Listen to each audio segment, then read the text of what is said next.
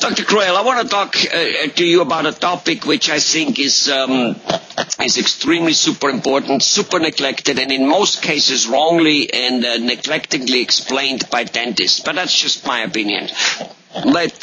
It's periodontal disease, gum disease, gingivitis, all of it the same, just, heavy periodontal disease is just heavier than a gingivitis. It's basically a bleeding and an infection of the gums. Now, here's what I hear most dentists say. If you don't fix it, you're going to lose your teeth. You're going to lose bones and eventually your teeth. Now, while this is a very bad thing, and it costs money to replace them and all that stuff,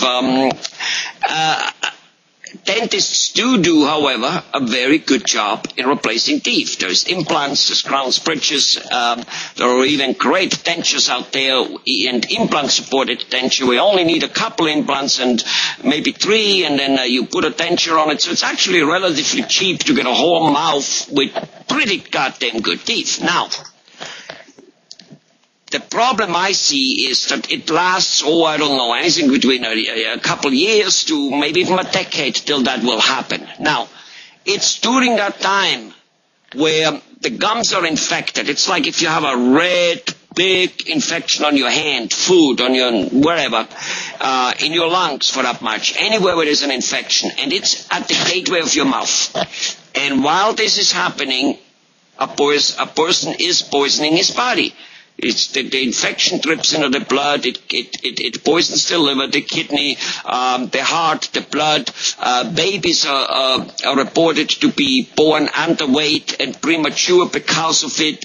All kinds of things. So wouldn't that be so much worse than losing the teeth? And why do people not pay attention? Why do dentists not insist that a person gets his gum fixed or else?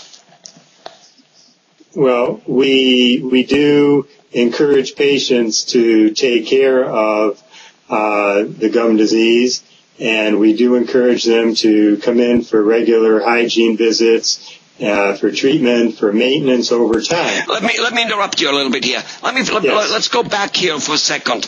Let's, tell me with clear and no uncertain terms, yes or no or whatever, what I said. Is that true? Does gum disease have such bad effects? Does it bring down the immune system, which then in terms makes the person susceptible to get easier a cold or anything, a swine flu, name it? And is the liver and the kidney possibly getting damaged? Is it easier to get for the person diabetes because of it? Is all that true? Well, yes, in a general sense, yes. Specifically for any individual, it may or may not occur because studies, research has shown that there is a link, there is a connection between periodontal disease, inflammation in the gums, with those other problems, the cardiovascular disease, with diabetes, with kidney problems, and with problems in pregnancy. That's true. But for any one individual, it may or may not occur. But in a population where a study is done, yes, there's definitely an association there. There is something going on. We don't understand all the reasons and all the connections yet. Research is ongoing, but there's definite links there. And so as a result, we want to prevent as many problems as we can. So we encourage treatment if the disease is there, or prevention, so we don't have to treat the disease. Well, okay. So first of all, I don't understand, in terms of not understanding it, I'm not so sure that there's something of not understanding it. If a person has a major infection on his knee, on anywhere, he would run to a doctor right away, even if it's just small like a nickel. But the infection in a mouth is big like a hand. When there's an infection, the soldiers, the immune system soldiers, need to try to work on that, and obviously they don't have time for something else. It's like fighting 2 wars and then going involved in a third one and possibly in a fourth one. That can't be good for the country, and it can't be good for the body.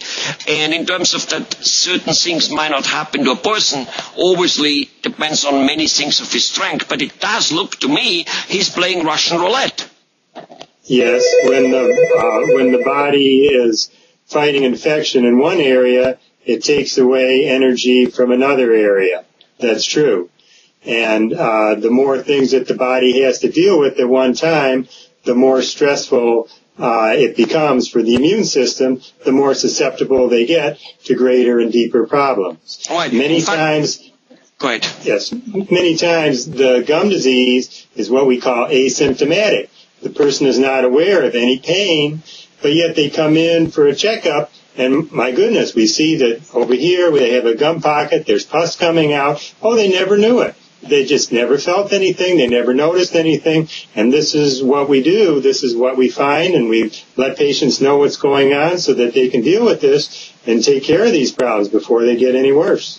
Right. Is it true that there is lately more and more over the last year or 2 or 3 years, whatever, that there's more and more surgeons, be it a guy who takes out appendix or who does a hip replacement or any other type of surgery in the body, that those surgeons more and more look at the mouth and say, get a clean bill of health from a dentist so that to make sure you don't have a gum disease, because I don't want to cut you if there's any presence of gum disease, simply for what you just said. The body is now weak, and if any operation is an invasion into the body, no doubt about it, so is of course an infection. So basically you have already one infection going on, you want me to cut on another part, your body can only stand so much. Is that true, that this is happening with surgeons now more and more, and they're paying attention to it? Right. The medical community is becoming more aware as the research develops, and as well as the dental community, we're more aware of the connection between the mouth and the rest of the body. So that's true. Problems down here affect problems up here. And so we need to have a more of a holistic whole body approach. And it's true, before someone, let's say that they needed a knee or a hip replacement, yes, very important to get the mouth clean and in excellent condition, because it does affect the rest.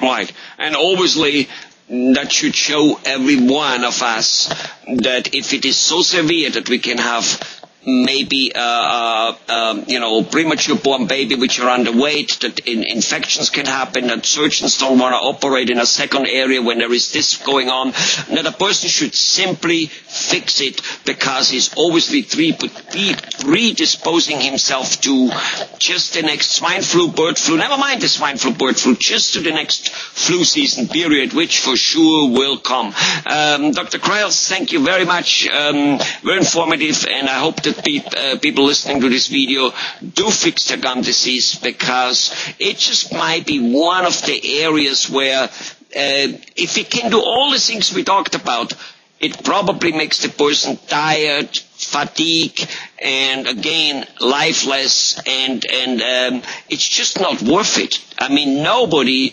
wants to run around with an infection. Never mind that probably if that happens, the person is trying to do all kinds of Listerine to get his bad breath out of the way, because he gotta be a little bit stinky in his mouth. Thank you very much, Dr. Crayle. Bye-bye. Thank you. It's been a pleasure.